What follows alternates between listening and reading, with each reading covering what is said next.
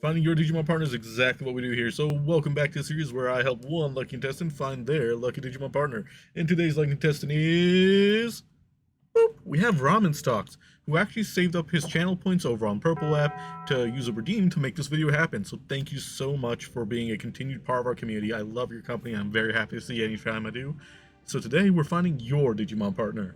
Now we're going to start the same way we always do. We have to find your Digimon's attribute and field group. But before that, we need the question of the day.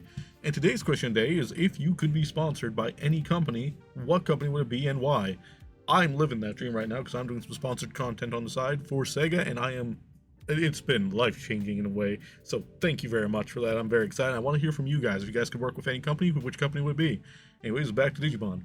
We're going to find your Digimon's attribute and field group first. We put those together to get your rookie pool and find your partner from there. We're going to stick to the three main attributes, data, virus, and vaccine. There are other attributes out there, but we stick to these three because it keeps it simple for us and it covers the vast majority of all rookies. Now, the reason we pick a field group is that the Digimon field groups cover what environments that they typically spend their time in, as well as the different groups they can kind of belong to, or subgroups. Digimon do not have a linear evolution system, they have an evolution web, and they evolve based on personal experiences and environmental data that they take in. So with all that being said, let's spin the wheel and see exactly what we're working with. And it looks like your partner is going to be it's going to be data or vaccine. Looks like a data Wingardian. Okay, next step, let's take a look at our rookie pool and find your rookie partner. Okay, now here we have our pool of rookies for data Wingardians. We also add in our data attribute exclusive Digimon that don't belong to any field group, because there are some Digimon that are like that. Over here, we are seeing 1X antibody, which is Dracomon, which is an interesting design. So we're going to shuffle up and see exactly who your partner is. Shuffle, shuffle, shuffle. And it looks like, without further ado, your Digimon partner is going to be... Alright. Ooh. Just moved over. We almost had Terramon, who's the newest face of the Webtoon series. We got Mini Dekachimon instead. So let's learn more about this guy, shall we? So here we have Mini Dekachimon, a child Digimon so small that it's mistaken for a baby. Although it isn't good at fighting, it has a big attitude, bossing others around, and infuriates opponents by exhausting them with its Kochan, in which it capitalizes on its small size and leaps into their chest. What do you mean into their chest? That's horrifying. That's some alien nonsense, right? That's some facehugger nonsense. However, it is protected inside the mouth of Dekachimon and is completely at ease no matter what hustle and bustle occurs. It also spews flame breath with its Mini Deca Flame, which it unleashes alongside Dekachimon, but it's never known what size the flames will be until it comes out. It's a bit of a gamble when it comes to his attack patterns, but this is Dekachimon, who he tends to partner up with and hangs out inside his mouth. It's kind of a very interesting combination they have there. So if you have a friendo who has an Dekachimon, you guys would make a hell of a duo. But right now you are Mini Dekachimon, so let's find out about his evolution line, as well as how did you first meet this little guy. We're gonna say that you were out and about and there was a Digimon that seemed panicked. We're gonna say it's a world where humans and Digimon are already coexisting and whatnot. There's a free flow of travel between digital world and human world, and you've been seeing reports of a Digimon in like shadowy alleys jumping around and whatnot, scaring off people. It's become a bit of an urban legend that people are getting frightened by this flashing light of red that crosses the night sky whenever they're alone. Eventually you are the victim of one of these urban legends, as the flashing bright light makes itself aware to you. Except as you panic, you throw up your bag or whatever you're carrying with you, and the flashing light bounces off it and hits the ground, and that's when you realize it's Mini Dekachimon. You kind of try and catch him and confront him about why he's been scaring everyone, and he said that he's waiting for his friend Dekachimon, who said he'd be back, and he's protecting this area so that he can come back safely. So you take a bit of pity on this Digimon, and you end up coming back day after day to check in on him because you're the only one that really knows the truth, and you try to get him to calm down as far as attacking people goes. He relents, he agrees, He says, okay, but they better not make a mess around here. This is where my friend is supposed to meet me. And eventually you end up asking him how long it's been. And he says it's been almost a year since he last saw Tama. So you end up telling him, like, okay, we can't wait here forever. Why don't we go look for Tama together? I know you're worried about leaving this spot, but it's the only way we're going to find him. It's the best way it's going to happen. And so you two partner up to try and find his long-lost friend, Atama Dekachimon. So let's see what happens in the next evolution. I forgot this was a Cross Wars Mon, and Cross Wars always has problems. This time being our old friend, Dorbikmon, who is the only other evolution option besides Atama Dekachimon. So we're going to throw in a re-roll rookie option as well, because we're either going straight to Mega, or we're going to Champion and then to Dorbik, which is again Mega. So this line would either get cut short, or yeah, the point is, I get very frustrated with Cross Wars because of these things. Anyways, let's find out what exactly we're dealing with here. It looks like your particular mini Dekachimon is going on a journey to become... Come on... Okay.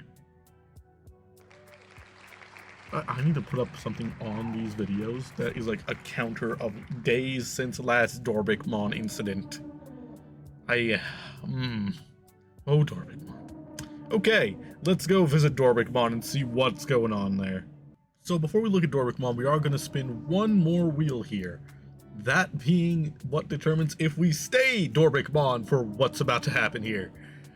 So, we've pulled up Dorbikmon's de-evolution options, which are Triceramon and Voltramon, and we have Dorbik End as well, meaning that Dorbik End is we stay Dorbikmon, that's the end of the evolution line, and then the other two de-evolution options will bump you back to Ultimate, and we can branch out from Mega from there, so that way we have a full evolution line. So let's see what happens here. And it looks like your particular evolution route is a Dorbik End.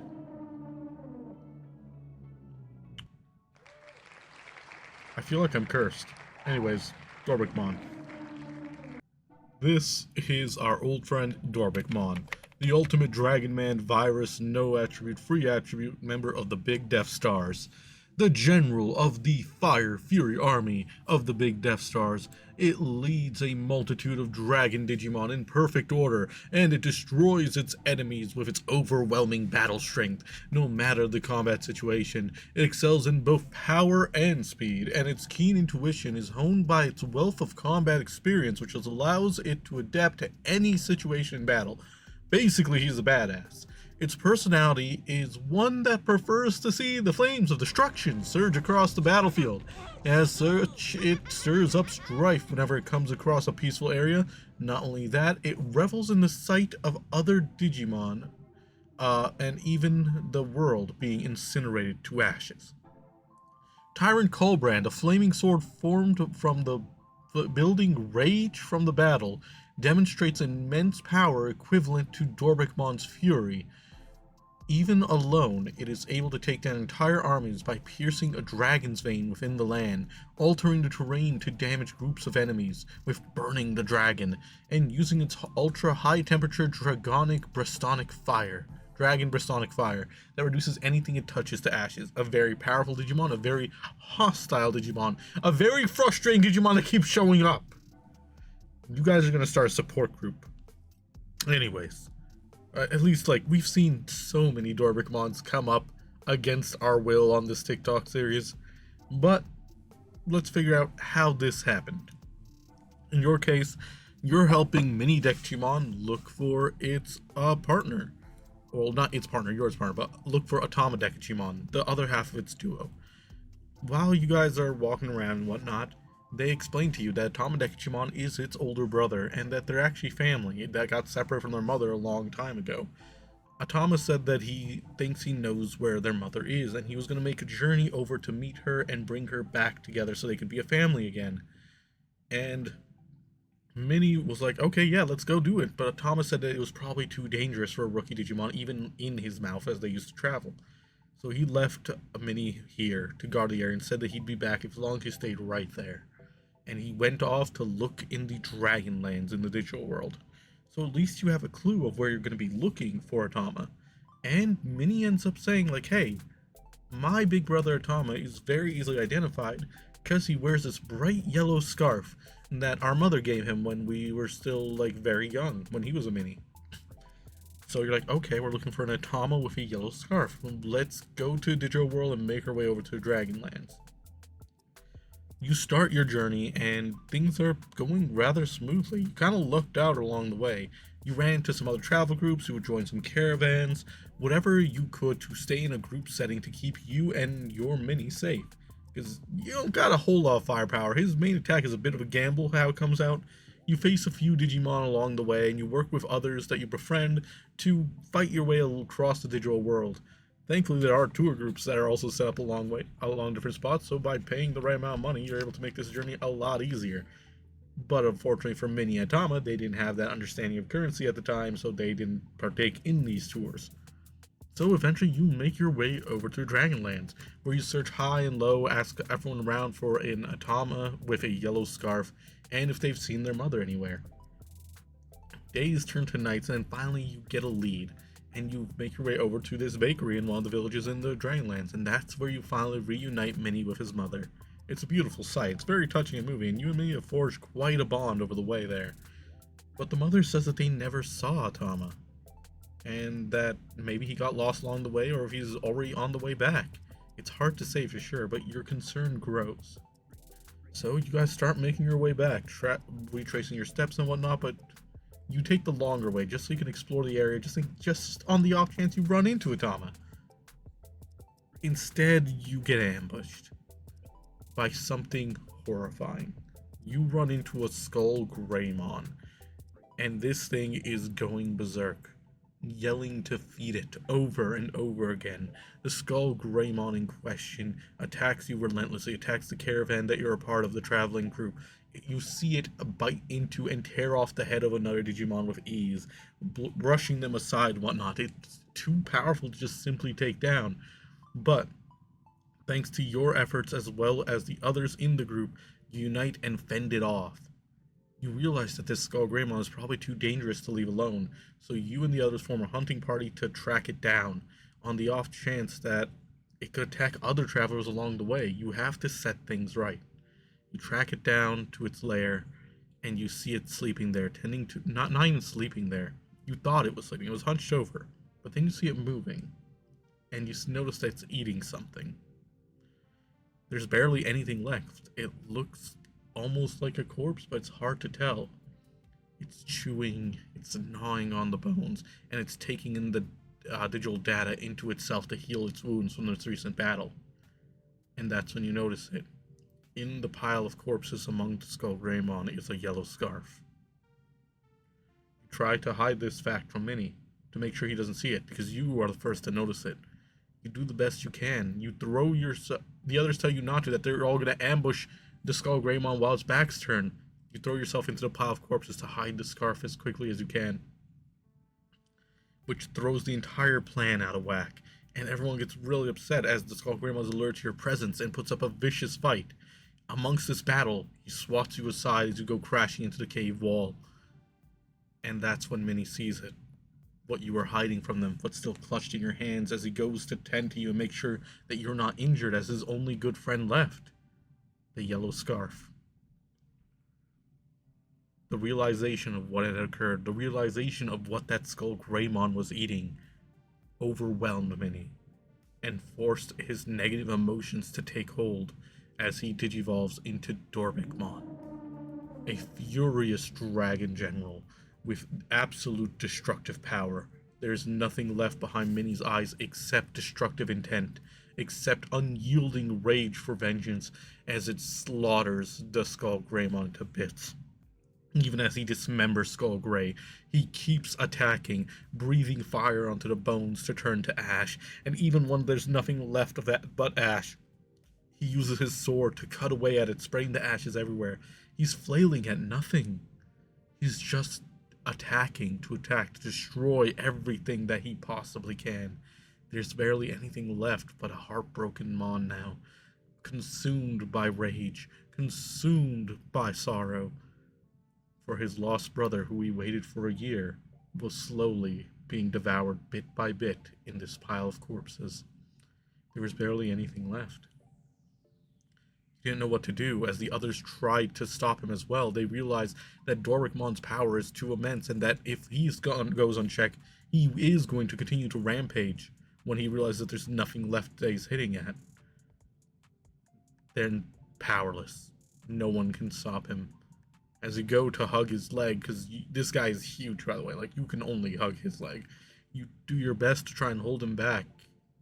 And then you see it.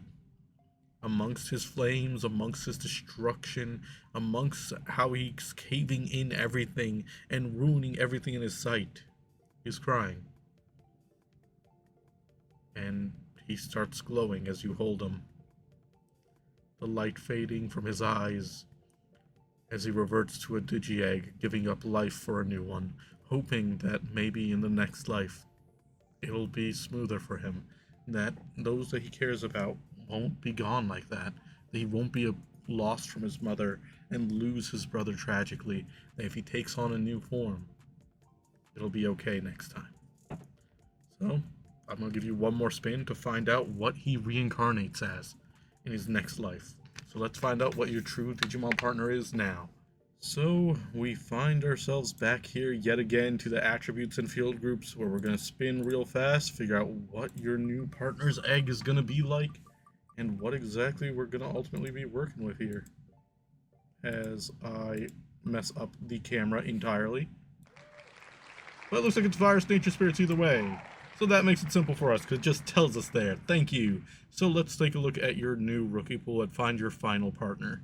And here we have your final pool of Digimon, the Viral Nature Spirit set, which again includes Digimon that are viral attribute exclusives that don't belong to any field groups. Nature Spirits is one of the most expansive sets that there is for Digimon because they inhabit the most wide variety of environments.